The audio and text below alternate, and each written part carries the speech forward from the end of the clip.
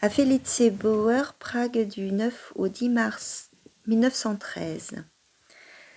Non, quelle vie stupide et mollasse je mène, je ne veux absolument pas en parler.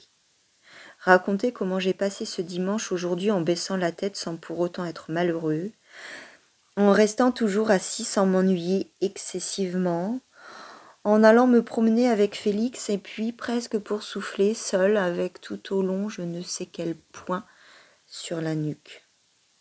Le sentiment que tu pourrais m'être ravi. Comment ne l'aurais-je pas, chérie?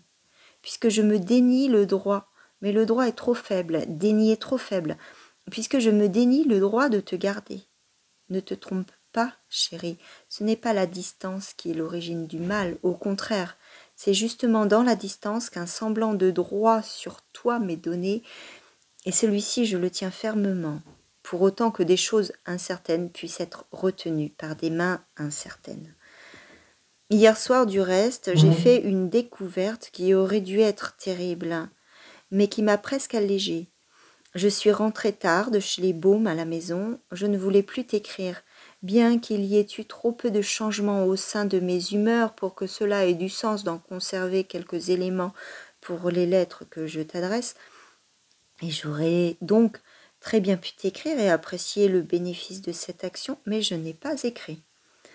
Je ne voulais pas non plus aller me coucher. J'avais encore trop de gêne en moi pour cela, à la suite d'une toute petite promenade de fête justement avec des parents à moi, que j'étais allée chercher au café après avoir trop tôt pris congé de Max, de sa femme et de Félix, et ainsi parce que j'avais sous les yeux les cahiers de mon roman.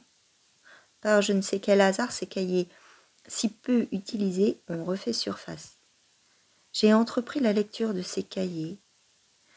D'abord en lisant avec une confiance impassible, comme si dans mon souvenir, je savais précisément l'enchaînement de ce qui est bon, moyen et mauvais là-dedans.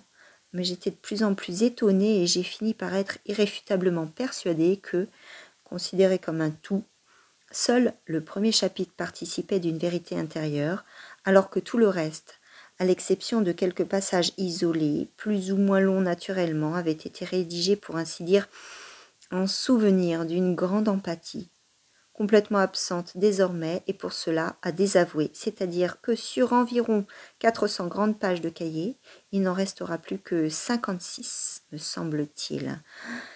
Si on ajoute à ces 350 pages les 200 d'une version totalement inutilisable que j'ai écrite l'hiver dernier au printemps, j'ai donc écrit 550 pages inutiles pour cette histoire. Mais à présent, bonne nuit, ma pauvre chérie, rêve de plus belles choses que de ton Franz.